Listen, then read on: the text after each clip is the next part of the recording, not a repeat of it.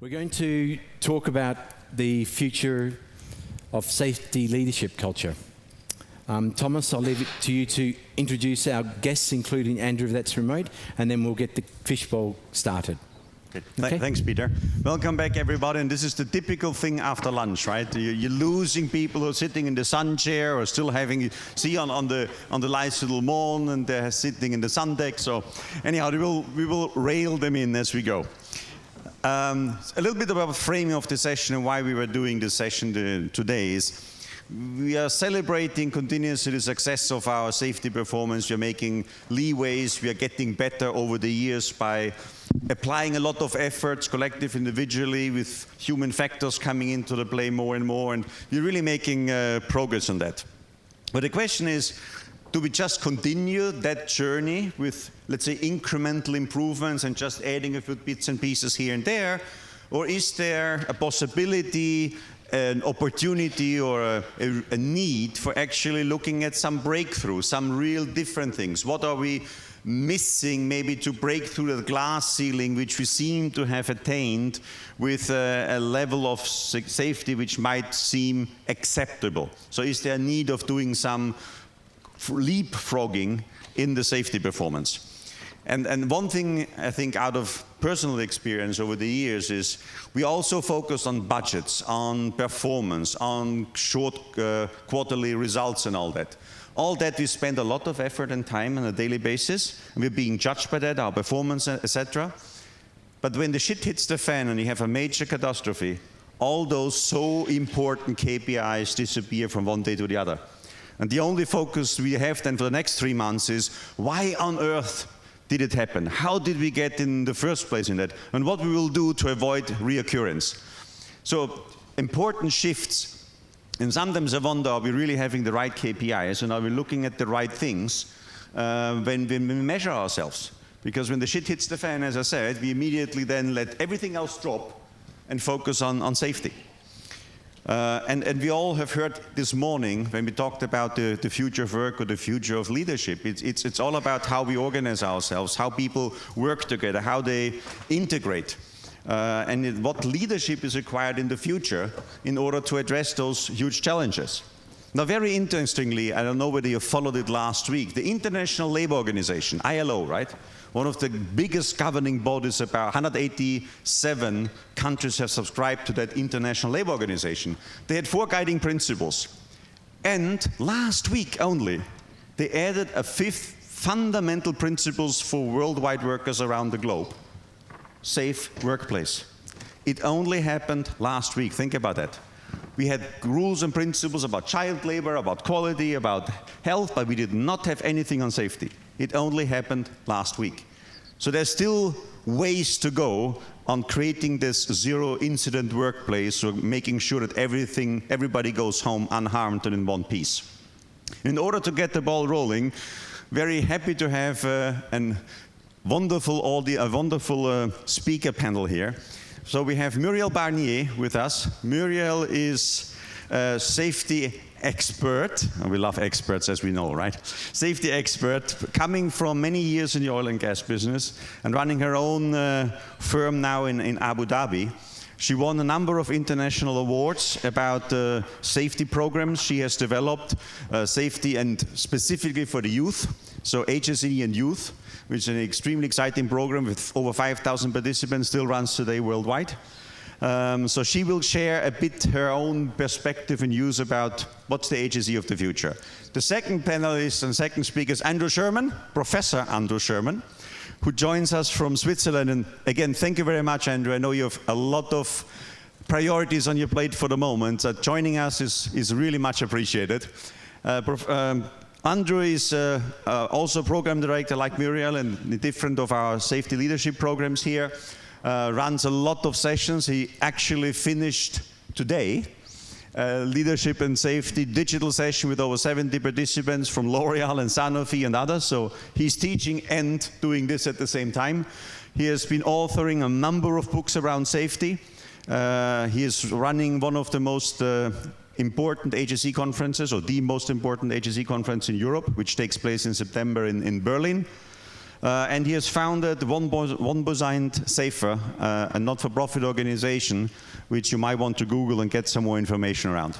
So thank you very much, Andrew, for being with us. And in order to have a bit of a fishbowl, we have Mr. Gold, who joins us as the Hse Manager. We have quite a lot of challenges in your organization on your hand. And I'm sure you're going to comment more about those challenges and what is on the paper in future for you. We have Xavier Bonton with us. Xavier is just left Total as the SVP for HSE worldwide and has a lot of experience. We have been collaborating for a number of years with Xavier. And look out, as of September, 6 podcasts about the vision on HSE prepared by Xavier will hit the network on CEDEP's social networks. Thanks for being us, and there's a lot of insights. You just came back from a big conference in Denmark about a very similar topic. And Philippe Delquier, he brings in the academic part of the HSE side. So Philippe is from Washington University, and he's specializing also in human performance, which becomes a more and more important element in HSE. And he's also a faculty in our leadership and safety program for many, many years now. So thank you very much, everyone, and over to Andrew and Muriel. Thank you. Muriel, it looks like you're looking at me and I'm looking at you. So would you like to go first? Okay, sure. Thank you, Andrew. Hello, everyone. Actually, I'm with my fish. I ignore the sharks. Okay, so, you know, I had prepared a little speech, actually. And then this morning, with the fishbowl, you know, that was happening, I was thinking, you know what, I'm just going to forget about everything I thought I would say, and I'm just going to improvise. And I've been inspired by hearing, you know, the future, and Dominic saying, not sure he is, okay, saying, yes, here. Well, actually, you know, we don't know about the future. We don't know what's going to happen. You know, we know one thing is that environment is going to be really important, right? Well, actually, safety is going to be the most important. And I do not have like some sort of prediction skills, you know. It's why environment is going to be so important, because it is threatening life. So at the end of the day, it's about safety. Right? And we take safety for granted often, but when, like, the pandemic happened, I mean, from one day to another, the world just shut down, right? So at the end of the day, I mean, the most important is definitely safety, and crises are moment of truth, right? A few years back, we were living in Houston, and we got hit by a hurricane. And we were in the house at night, and we had our 2 young kids sleeping upstairs.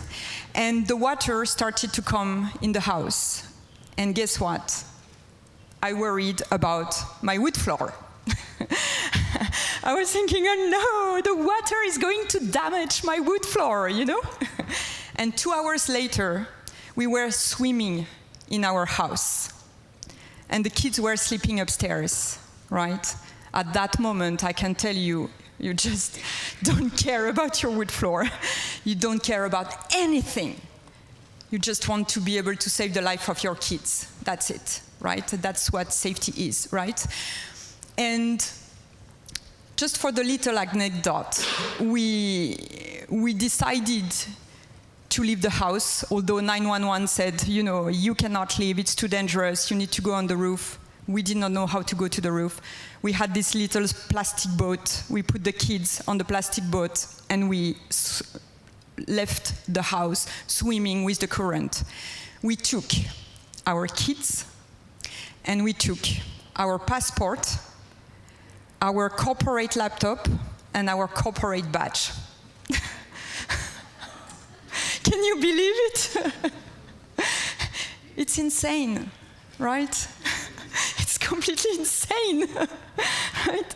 So when you have employees that are committed like this, and I don't think we were like more committed. You have employees that are so committed to the company. It is a huge responsibility, right?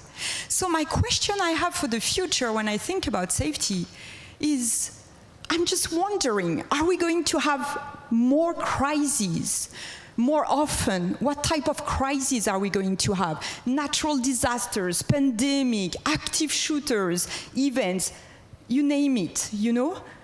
And my question, I'm wondering, and I'd like to know what you guys think about it, and Andrew, is adding more safety procedures is going to protect us? Is it, you know, more and more safety rules that is going to save us from these disasters and catastrophe? Because this is what we focus on, safety procedures. So I'm happy to jump in on that one, Muriel. You said that you were thinking about predictions for the future and saying that you can't predict the future. I think we can. I think we can predict the future of safety. And I've got it for you here. I predict that next year, 2.8 million people will die in workplace accidents or work-related ill health. That's my prediction for 2023. And for 2024, I predict that 2.8 million people will die of workplace accidents and work-related ill health. And the same in 2025, and the same in 2026, and the same every year from now on. And I think the future of safety is perfectly predictable in that sense, because for the last 30 years, that's the number of people that have been dying in workplace accidents and work-related ill health. It hasn't changed. So if we hold that prediction for a moment and go to your question around, you know, how do we change the future? How do we change that negative prediction that I've just shared with you? Is it about more rules? Well, I don't think it is, because organizations around the world have been applying more and more rules. Safety has become legendary when it comes to rules. In every organization, when I ask leaders, have you got exactly the right amount of rules that you need for safety? Do you have not enough rules for safety? Or do you have too many rules for safety? Guess which one they answer. It's always the same, too many rules. And I think organizations have grown libraries of health and safety rules, and then they've added on top of that even more rules. Cardinal rules, golden rules, life-saving rules. You know, I was in a boardroom just a couple of weeks ago in one of the world's biggest oil and gas companies, and they were telling me about their golden rules. And I said, wow, how many do you have? And someone said, we got 5. And they were immediately corrected by someone who said, no, we've got 6. And then someone said, no, hang on, we've got 10. We've introduced a couple of extra ones. Nobody in the room was sure how many rules they had.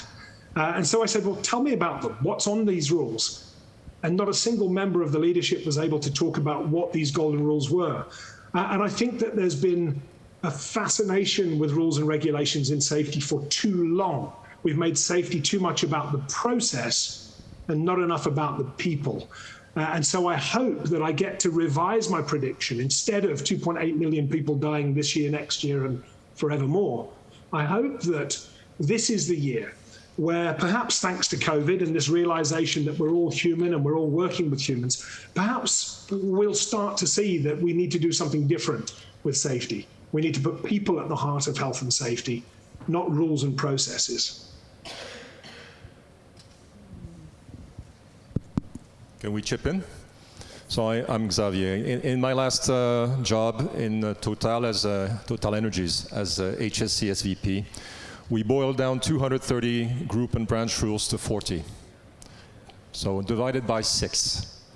Now, you can only do this if you know what you're talking about, if you have very strong leadership, and you are making your rules a lot more explicit and with higher standards.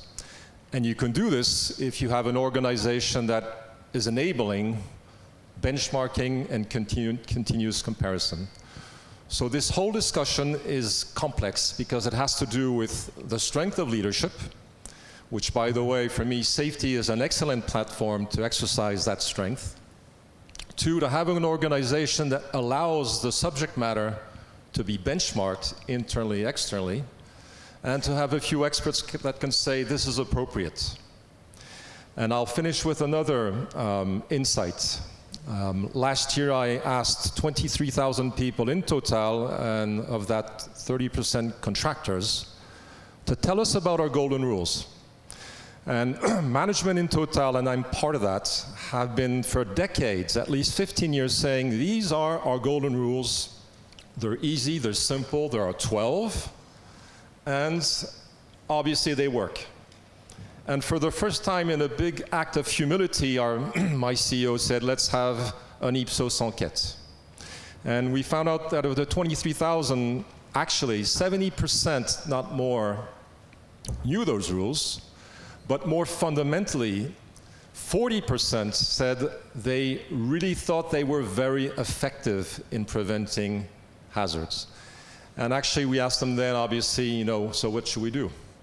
So let me just put on the floor that this whole discussion on rules is a management discussion, but when you bring it down to the base floor, they don't know what the hell you're talking about. And so it has to be done in a specific way. Team leaders locally in their language that use their examples to illustrate with time the showcases. But otherwise, handing out a rule will not work. So I think there's a future to safety and decreasing that number, Andrew, in turning around the puzzle. It's not doing in the typical way. And that's practice that I've seen successfully in the last years. So simplification is possible. It takes a lot of skin. But think about the base rules. They are not understood in all of our companies. I'm willing to place a bet. Thank you for that. It's very interesting when you're talking about the saving living rules. We're just building this within the company. And one of the benchmark is what Total has done, to be honest, because I know they very well. It's interesting because when I start safety 25 years ago, and the safety today is completely different. The way we're approaching this one is completely different. We rely a lot on the procedure, on the process, on all which is written. And you know that today, and I want to ask the questions, I say to the people, I say the technology changed a lot. The technology had a new things which doesn't exist probably 25 years ago, which is artificial intelligence, which is developing a lot today as a support. And when I'm thinking about the 10 or the living saving rules, the rules that no one can break, because this is the topic, no one can break these rules. I think this technology could help us today to control this one, because we know that one shortcut on these rules could have, I say, a potential to have a fatality. And I'm not sure today, and this is the future of the health and safety, if this technology will help us in the future, or it will be against the safety because people rely that the technology will solve everything. So what's your mind about this one? Because I want to have your feedback on that. Yes, thank you. That is fascinating because it will tie many things together, including the discussion this morning on the future of work. The future of work is very closely tied to the future of safety. Safety will be central, as you all mentioned. But you're right, what we want is not rules, we want behavior. We want good behavior.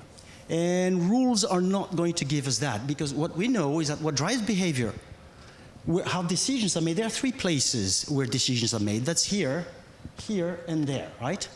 And rules will tap into the calculation, I have to follow a rule and so on, but behavior will be determined by many other things. And what we know very well in education is that there are also three levels of things that you could do. There's knowledge, there's skills, and behavior. Knowledge is what you know. Skills is what you can do, what you know how to do. Behavior is what you actually do. They are not so connected. They are not necessarily so well connected. We tend to act on knowledge. It's a long shot, to get to really impact behavior from that. So we need to rethink many things. In fact, the way we educate people, we educate kids. We are giving them knowledge. That is a starting point. But knowledge it's easy to change knowledge, but it's also very temporary. Skills requires a commitment. To acquire skills and maintain them, you have to keep practicing, right? Otherwise, it's like muscle. Lose it or lose it. Use it or lose it, right? If you want to impact knowledge, you have behavior. You have to have a long-term commitment to that. You have to understand at a deeper level what is driving behavior and how knowledge can be brought to bear on behavior. And that is really the part often we're not focusing on enough. And I could give several examples of that, but I'll just share this for now. Let me continue and we'll come back. It's fascinating to see Shell, the group Shell, when they put out their life-saving rules, it was about zero tolerance. Did it work? No. Now, the question is, how do you make a rule work on behavior? Exxon do this very well. They talk about the handicaps to speak up. What we do like Chevron, Total does like Chevron, is we use for workers graphs, no text, pictures, because we're not working with authors or academia, showing 10 principles in a rule. So work at height has 10 conditions. Now, when I was in Denmark in the conference Thomas talked about, I asked the audience, there were 300 people, in your companies, who measures compliance to rules? There were no hands. Had there been hands, I would have asked, who then communicates on compliance? No hands. I say this because it's easy. Total does this. Now, why do we do this like Exxon? Because we're never at 100%. And it's not around bashing the person who is not complied. It's about having staff speak up. What about a rule is difficult? What is a condition? And now Shell do this actually very well on process safety. SOPs, standard operating principles. It's enabling floor staff to say, what about the rule? And that is really very interesting as a discussion, because it's then enabling the speak up. And there are techniques to allow people to speak up. And yes, IT and cameras can help illustrate what people don't see, but we can talk about that clearly, I think. So guys, let me challenge you here, right? I mean, we started this conversation and very quickly about safety, and very quickly we get stuck talking about rules, right? It's insane, right? Is rules, we're talking about, you know, how to get people to comply to the rules, right? We make safety about rules again, but safety is about the people. So companies come to me and say, here are our safety rules, how can we get our people to comply to our rules? What about if we were saying, here are our people? How can we build the rules together? How can we make it easy for them to follow the rules? How can we, yes, build it together? Take the other thing around. You know, just for a minute, if we could stop thinking about these rules, because in the future, I don't think they are going to save us. Again, when I called 911 and when I called the Hse Manager that night, they say, go on the roof, don't go in the water. Wait for the helicopter to come and save us. Guess what? The helicopter called us 3 days later to come pick us up on the roof. 3 days later, they called us. So I'm glad we did not comply. That's what saved our life, I think. You know, how do we get people to adhere more to the rules? We have to understand a little bit. I'm sorry? No, I don't want. I precisely do not want to talk about rules. And you know, I was trying to talk about behavior. How do we alter behavior without having rules necessarily? Why? Because you have to realize that for many people, safety is not nearly as obvious to understand as it seems. It seems like, of course, it is the right thing to do. But there's a cost to doing it, and there's a benefit.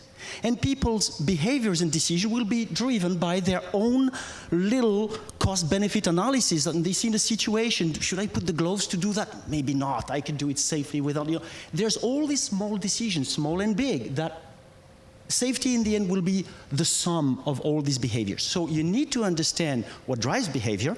And when it goes to safety, you realize, oh, you're asking a lot of sophistication from people. Why? Because if I have to do something for safety, there's a cost to it. Immediately, there's an immediate cost. Okay, so I can measure, I can see the cost. What is the benefit? What is the pro? I'm reading in pros and cons. What is the pro?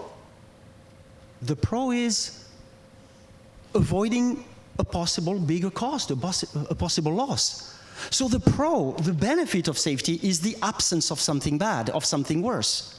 And you're asking people to try to make decisions where, on one hand, the cost is visible, immediate, and on the other hand, the benefit is the absence of something worse. That is something very difficult for people to weigh in their minds, okay? It's not tangible, it is not, and so the question is, how do we turn this around? How do we help people frame and see through this so that they can reframe the absence of a loss as a gain, as a benefit? Because gains, and tangible benefits is what drives behavior, what motivates people. How could you do those interventions? I think that some of the low-hanging fruits have already been collected, but there's a lot more to do about this to reimagine and reinvent safety in the workplace. And that wouldn't be by rules, that would be by understanding how behavior is going to be driven or determined in a particular situation, and the kind of cost-benefit analysis people are going to bring to bear on an issue. So, not about rules again. Philippe, it's very interesting that you raised the point about the, let's say, I call return of investment for an accident or for safety. Because I think that something I'm struggled since years and years, I say, when you're talking about that, the financial say it's cost avoidance. It's cost avoidance. It's not tangible. And what is not tangible is not interesting me. What is interesting my finance, I hope that there is not a lot of people from finance in the room, but what is interesting me is tangible savings, not intangible. And that's sometimes impact badly, I say, the safety culture within the company. And you're right, the rules, I don't believe that the rules is a solution at all for the safety. But it's a more simple way to start. When we have to start from something, you put the rules. But the rules don't make the difference between good and bad company in terms of safety performance. What makes the difference is the people behaviors, and the performance for the people. Because the biggest asset in a company is the people.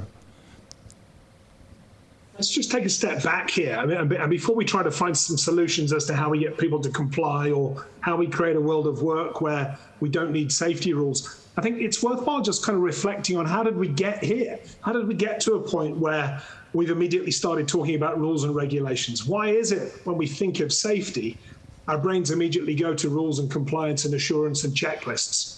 Now, I didn't get to campus this morning, so I don't know how many people were in the other sessions that you guys were at, but I noticed a lot of empty chairs here in the dome right now.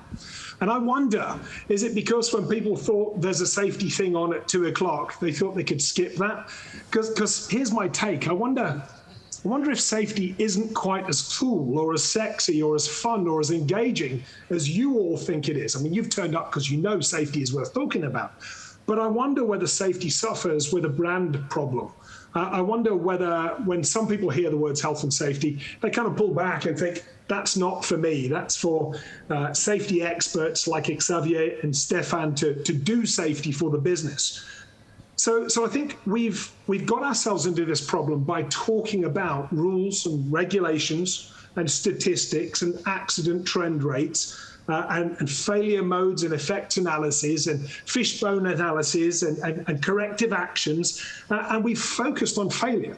Safety is very much about focusing on failure, the traditional view of safety, right? Where we look at the number of times we failed, we call them accidents or incidents or near misses, and we say, let's try not to fail quite so much in the future, and let's try to fail 0 times and get to 0 accidents. So I think some of the language that we've used in the past has got us to a position where we're almost stuck in this dilemma of how to push forward. And I wonder whether, if we want to try to engage people's behavior differently, that means a rethink of the language, of the communication styles that we employ, of the perceptions around safety. Now, I don't know quite how we do that yet, but I'm pretty sure that in this group, we've probably got some great ideas. The final thought, just on this idea about return on investment, just to throw some more figures into the mix. The European Agency for Safety and Health at Work say it costs Europe 476 billion every year in workplace accidents and work-related ill health.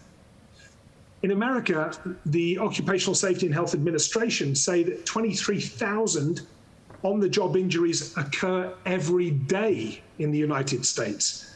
And it costs about $250 billion US every year.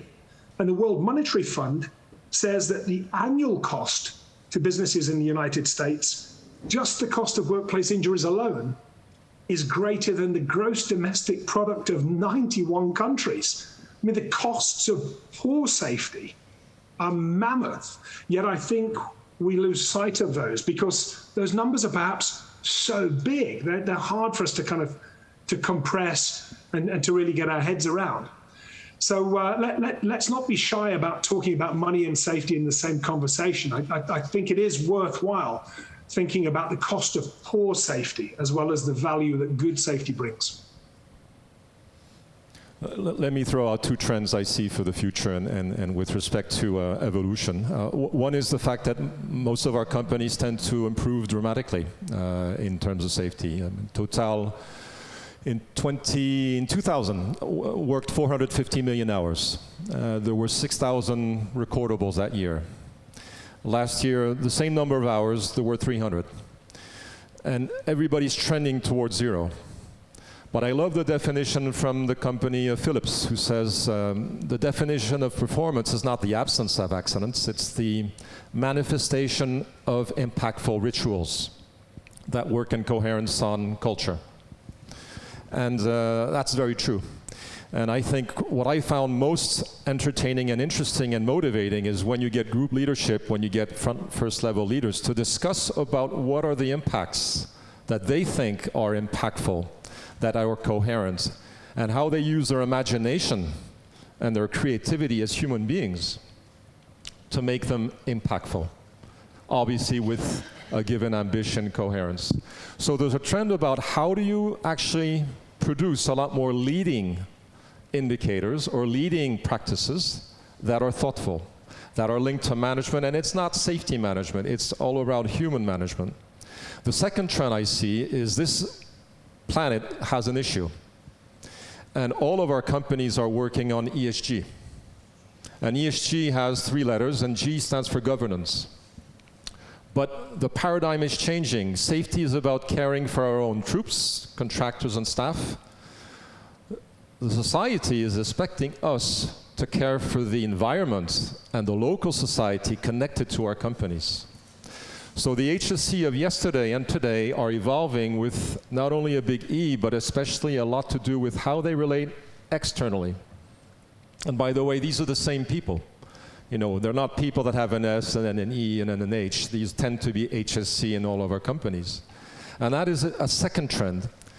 And so why is this an issue? Because all of these renewable energies are taking a much larger footprint, land footprint, sea footprints. And that means that we have a lot of issues coming forward, front-end loading, and being able to connect with communities, stakeholders that are not internal. Those two issues to me are the ones that I can see my company working on, but I would think the same with yours. I'm happy to hear, Xavier, finally the word caring. I don't know how, when we started the conversation, but we've been talking about rules, compliance, statistics, money, and finally we come to the word caring, right? And again, safety is about the people, right? And this morning we heard a lot about the younger generations and everybody, the need to connect, the relationships, the caring factor, right? This, to me, is still not there yet. We feel like we care for the people, but again, when the shit hits the fan, that's the moment of truth, and then everybody tries to cover themselves. That's what we see very much still, right? So I still hear the problem is the behavior of the people. And we need to stop seeing the people as being the problem and start to see them as being the solution, right? If you see people as being the problem, and I'm talking about the leaders of the companies, it means that there is a lack of trust and psychological safety. And if people do not feel safe psychologically, they will hide. And there is nothing worse in safety than hiding issues, right? If you have green KPI dashboards for safety, you should not be sleeping well at night.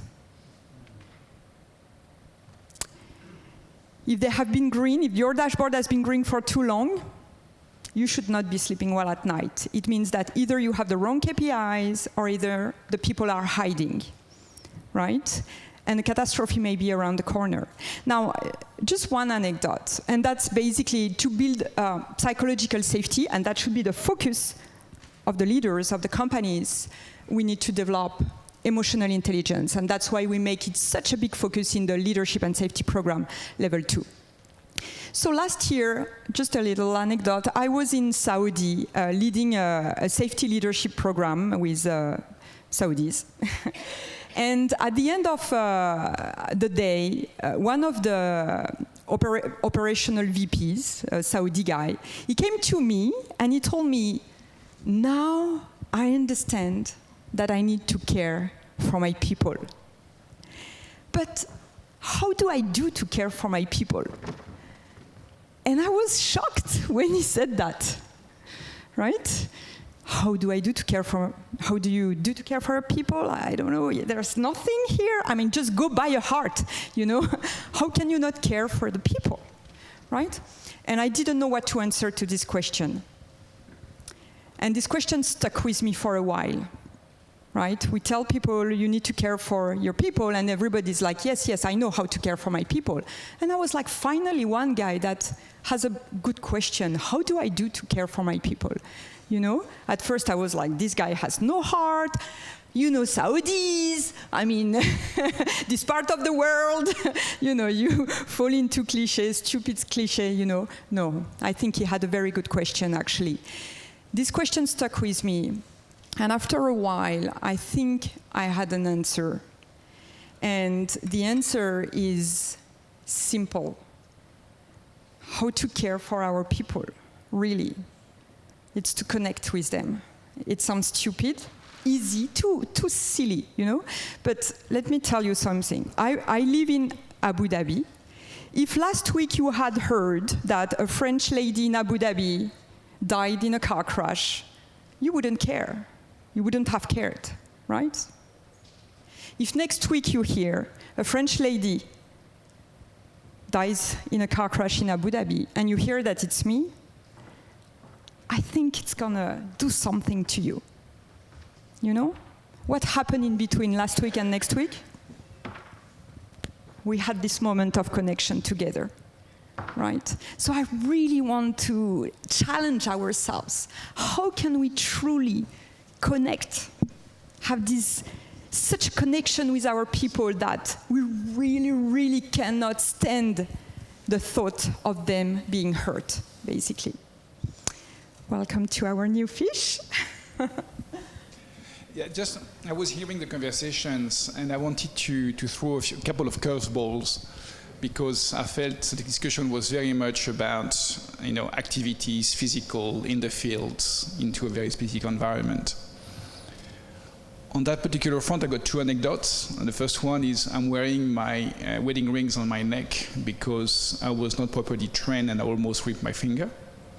And the second is, despite my young age and my highs, I don't have any back problem because I got some training. So those are the facts which are for me important in terms of the training and the caring and showing the example of why it is important. Now, we're making the connection with what we discussed earlier on today in terms of the new hybrid environment. There is a big question that I'm asking myself on a regular basis is, companies have made a great effort to create a space which is safe for the employee to work in the office. Ergonomic questionnaires and all those kind of things are being rolled out. Now, all those employees are being sent home.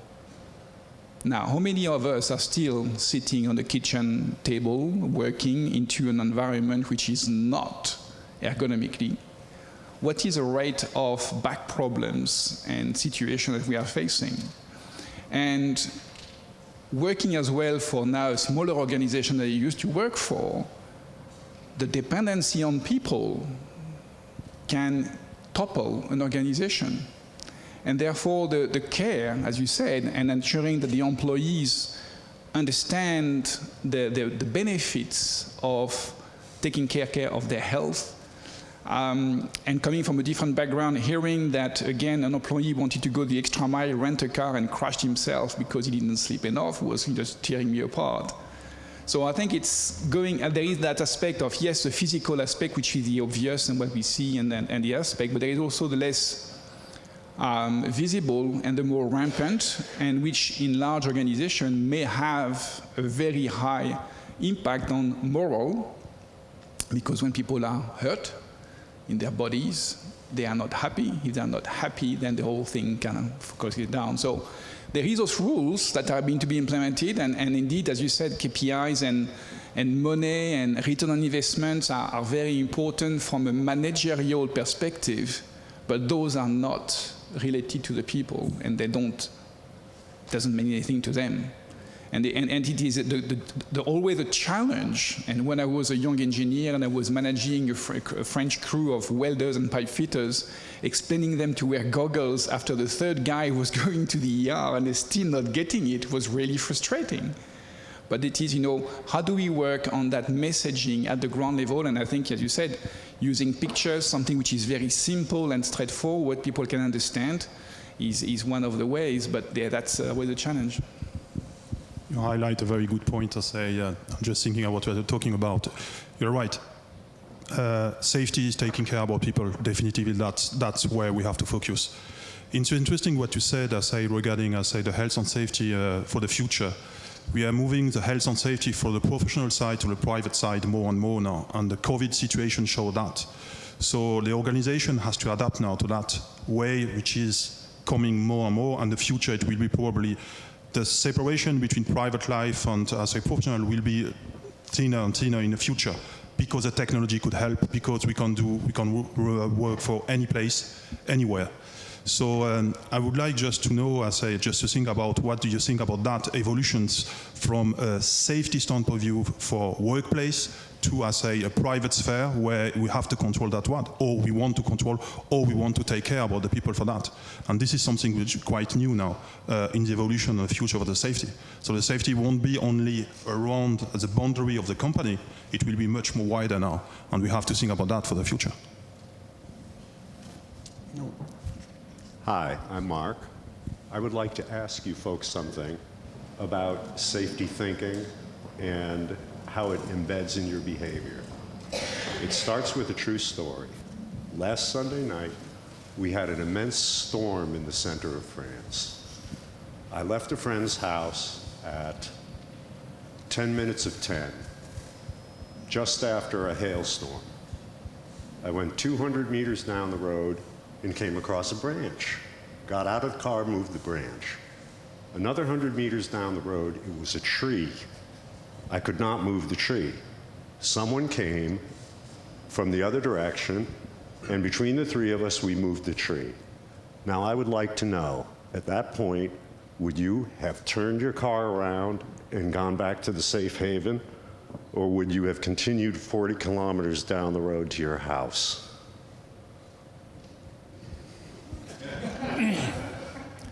You're touching a point on blindness. Blindness, partial blindness, total blindness to risk. I would be grateful if you would continue that. And so my practice is that when you observe different forms of blindness in companies, you think about how do you alleviate, how do you diminish the blindness. And in many cases, you can see many accidents linked to that type of blindness, from complacency, shortcuts, standardized shortcuts, etc. I think what we've seen work the best is when you huddle up. Huddle up. If I ask these 100 people to say, hey, we're looking at Andrew in his office, is there a risk? And everybody will say yes and no and all shades of gray. But when you discuss about it, then you get connected, you get caring, and you talk about, hey, is the tree worth pulling, or is it better to go back, or you should come in my car, and all the avenues are there. So at least in my company, we tend to bundle up. We do this with contractors, and I'll tell you why. Because contractors are, at least in oil and gas, but in many companies, seen as des sous-traitants. Sous-traitants, which is not a very nice way to call your partners in life. And I tend to value contractors because, frankly, safety is a condition of employment. They learn it the hard way. They see the internals of our companies better than ourselves. But if you allow them to actually talk and share and bundle in safety tours and observations, hip to hip, you get all the benefits of insights, sharing experience, speak up. Nobody climbs up on the floor place. And when this is institutionalized, it's very powerful. And it's a code of language and practice. So my message is, in terms of caring and in terms of awareness to risk, the best solution is, I don't have all the knowledge, but I know with Philippe, probably would go a long way looking at safety in this room versus my own. Just a thought. I'd like to make the story more complicated. You get a phone call from your neighbor who says, all hell is breaking loose here. The Velux have been smashed by hail. I can't find your cat. You've got to come home. You continue down the road, and there's another tree. Do you turn around and go back? Do you stop in the nearest village? I'll give you my answer. You want to test another answer? Those who practice emergency response have the techniques and the reflex. When you look at all setups of emergency response, these are pre-organized facilities, protocols, exercising, and when you don't have that, you go back to the shack. You do huddle like, I would not carry on. I would go back, personally, because I know what I'm talking about when I go back with my friends home. I don't know what's in front of me, especially when you cannot predict. My answer. I did not follow that advice on Sunday night, but I would now. Exactly. And you're here. The reason you're here today, was it because you made a good decision, or you made a bad decision and you were lucky? And distinguishing between the two is not obvious, because often what we observe are outcomes, and attributing these outcomes to either luck or lack of luck, or proper behavior or good decision making is far from obvious, and we need to reflect on that. But the last reflection that I have is, it is amazing that it seems to be such an uphill battle to get people to embrace safety, to change their behavior, to do all this. And what is the time of life where we as humans are beginning to function somewhat autonomously and make very important decisions that determine our safety and well-being? And we tend to feel very fearless about it. It's when we're in teenage years. It's when we hit adolescence that where a lot of behaviors now, as parents, we are very worried about that. Don't do this, don't do that, be careful about this and that. We know all the traps. And to me, it is interesting that we have all those efforts done in the corporate world for good reason, but we should begin much, much earlier. We should really think about how do we get people to embrace safety, to understand at a higher level of rationality the consequences of their actions, and do that kind of little cost-benefit, risk-benefit analysis. You can never get it perfect. You can never get it right. You will never have 100% correct answers to puzzles such as the one that was just shared with us. But if you have augmented your rationality or your skills of thinking about it to a higher level, you will statistically augment, of course, and improve things. So that's my bold proposal. Let's start safety training with teenagers in high school or even slightly before. Well, thank you. I've heard so many great principles, and I can't agree more with all that has been said so far. And thank you, Philippe, because you clearly pointed out that we have knowledge. Sometimes it's lacking. We don't know what is right, what is safe. The beginning of the pandemic actually told us, we taught us a number of those lessons. Then you have skills. Do we have the capabilities to do it or not? And then there is behavior. Now let's take a simple example from outside the corporate world. Why? Everybody would know that smoking is bad for our health, right? And sometimes I wonder, why do people still smoke? It's their choice. They know it's not the right thing to do, but they still think that maybe they can bear with it, live with it. There are so many other risks. And when we get to collective safety, sometimes there is a trade-off between what is safer for everybody if everybody did the same thing versus individual behavior. Your example was also fantastic. Not following the rules and diving, jumping in the water was the right thing for you to do. But if everybody did the same thing, would it have been good for everybody? Driving is the same thing. If you drive faster than others, it's good for you. And some people have that overconfidence that it's not going to happen to me, but it happens only to the stupid drivers who don't know how to drive fast. So that's the dilemma. How do you deal, once we have the knowledge and the training, with individual choices who sometimes think that what will cost me if I comply is for someone else's benefit and I'm not gaining directly from it? And if my choice statistically is to take that risk, is it my responsibility or is it the company's responsibility? And that's why corporations have to put rules. Where would you put the limit? I can just add something interesting. I think that for the safety and what I'm struggling a couple of years is how the people could put safety in their personal values, because that drives the behavior for the people.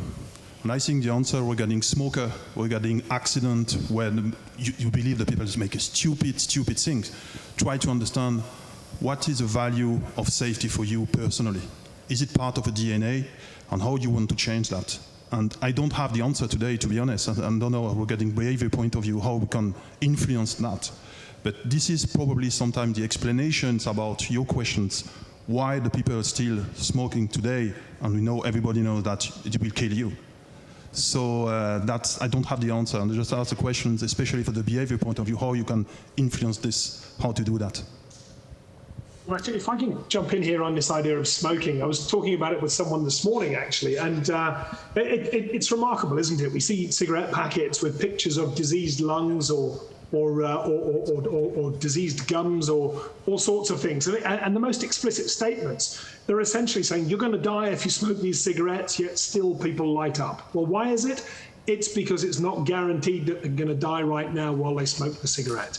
And the desire to get that nicotine rush or the hit from smoking is much greater than the perceived chances of them dying with lung cancer or whatever the image is in on the box. And I think if we consider this carefully, whilst there's a negative consequence, apparently, from smoking, it's delayed. It's not now. It's not in the immediate future. At some point down the line. But it's also uncertain. It's not guaranteed that if I smoke this cigarette, I'll get lung cancer. And most smokers that I've ever asked will tell me, oh, my grandmother smoked 40 cigarettes a day and she lived to be 123. So smokers tend to have an anecdotal evidence that smoking doesn't kill everybody. So this balance off between the positive consequence, the soon certain and positive consequence of the nicotine versus the delayed, uncertain and negative consequence of lung cancer, that's a choice that smokers make. And I guess it's obvious to us, given that there are still smokers on the planet, that the soon certain positive consequence of nicotine hit or enjoying the smoke is much greater than the person's perceived risk of catching lung cancer. So I have a question bouncing off Andrew's point about branding around safety, and Muriel, your point about caring, and then the overall theme of future and leadership. And based on my own observations in this space for the last 20 years, I would venture to say that the HSE function is probably the most neglected corporate function from a talent management point of view. And so I'd love to hear from the experts what your vision is of the future of the, and Xavier, let's pretend you're still in the fishbowl.